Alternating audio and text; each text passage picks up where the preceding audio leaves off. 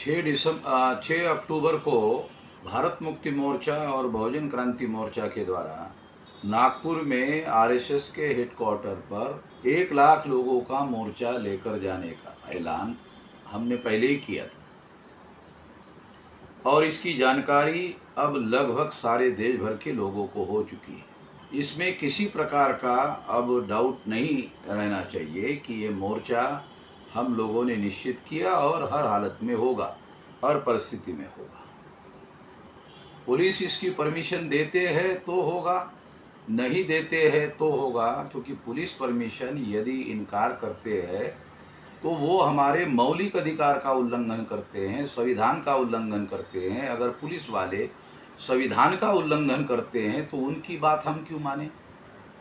हम तो संविधान के दायरे में रहकर काम करने वाले लोग हैं। इसलिए जो संविधान का उल्लंघन करने वाले पुलिस फोर्स के लोग हैं उनकी बात हम मानने वाले नहीं है। इसलिए कह रहा हूं, हर हालत में, हर स्थिति में कम से कम 1 लाख लोगों का मोर्चा होगा ही होगा। वैसे सारे देश भर की जो जानकारी मेरे पास अभी तक आई है उसके अनुसार 1.5 लाख लोग आने की तैयारी में है और इसकी तैयारी 31 राज्यों में, 567 जिलों में, 4000 से ज्यादा तहसीलों में, 22,000 से ज्यादा ब्लॉक में और 1.5 लाख से ज्यादा गांवों में हो रही है। इसलिए इस तैयारी के अंतर्गत हमारे लोग सारे देश भर में इसकी तैयारी में जो मीटिंगें कर रहे हैं, मैं उनको इस बात की अपील भी करता हूं कि जहां जहां भी वो आप तैयारी के लिए मीटिंगें कर रहे हो, उन मीटिंगों के वीडियो बनाकर भी सोशल मीडिया में वायरल किया जाए ताकि देश भर में तैयारी चल रही है उसकी जानकारी तमाम देशवासियों को हो सके। ये किया जाना जरूरी है और संगठन के कार्यकर्ताओं को ये निर्देश दिया जाता है कि उसके वीडियो निकालकर सारे देश भर में सोशल मीडिया में वायरल किया जाए। दूसरी बात मैं ये कहना चाहता हूं कि ये जिन मुद्दों के लिए ये महामोर्चा आरएसएस के हेडक्वार्टर पर लेकर जा रहे हैं उसका पर्चा प्रिंट करके हम लोग घोषित कर चुके हैं। सारे देश के लोगों को ये पर्चा पहुंचाया गया है और सोशल मीडिया में इस पर्चे को आउट किया गया है, प्रिंट करके छाप दिया गया है। जिनको नहीं मिला वो सोशल मीडिया से डाउनलोड कर सकते हैं और वहां से लेकर उसका प्रचार प्रसार करने के लिए उपयोग कर सकते हैं और इस तरह से किसी प्रकार की कोई रुकावट नहीं है। उसमें लगभग 12 मुद्दे हैं। 13वां मुद्दा ये है कि वामन मेश्राम और डॉक्टर विलास खरात का फोन टेपिंग केंद्र सरकार के द्वारा किया गया जो गैर संवैधानिक है, असंवैधानिक काम किया है आरएसएस बीजेपी की डबल इंजन की सरकार ने।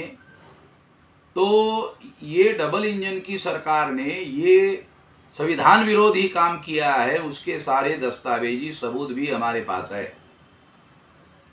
ये भी एक भयंकर कार्य इन लोगों ने किया, ये संविधान के विरोध में इन्होंने काम किया। इसके विरोध में भी ये मोर्चा निकाला जा रहा है और इस मोर्चा के बाद ये मामला सुप्रीम कोर्ट में भी लेकर जाया जाएगा। तो ये एक बहुत महत्वपूर्ण बात है।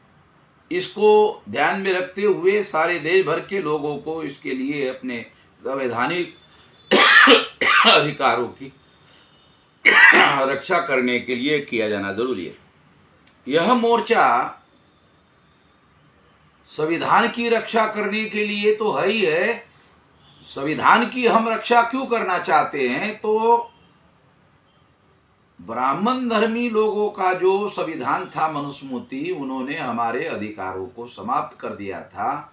मगर 26 जनवरी 1950 के द्वारा जो संविधान लागू किया गया उस संविधान में बाबा साहब आम्बेडकर के द्वारा शेड्यूल कास्ट के लोगों को, शेड्यूल ट्राइब के लोगों को, ओबीसी के लोगों को, माइनॉरिटी के लोगों को, कुणबी मराठा लोगों को और देश भर के तमाम उन लोगों को अधिकार बहाल किए हैं। तो उन लोगों के अधिकारों की सुरक्षा करने के लिए संविधान की रक्षा करना जरूरी है, इसलिए भी ये मोर्चा निकाला जा रहा है। तमाम देश भर के SC, ST, OBC, माइनॉरिटी और कुणबी मराठा लोगों को अपील किया जाता है कि ये इस मोर्चा में पूरी ताकत के साथ सहयोग करे। वैसे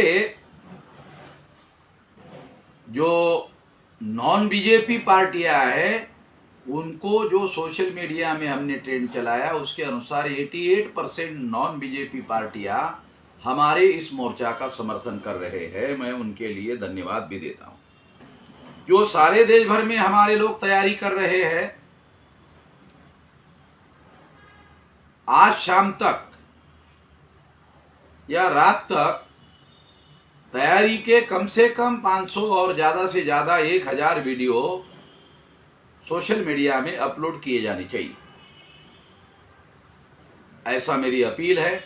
ये अपील करते हुए मैं अपनी बात यहीं पर समाप्त करता हूं।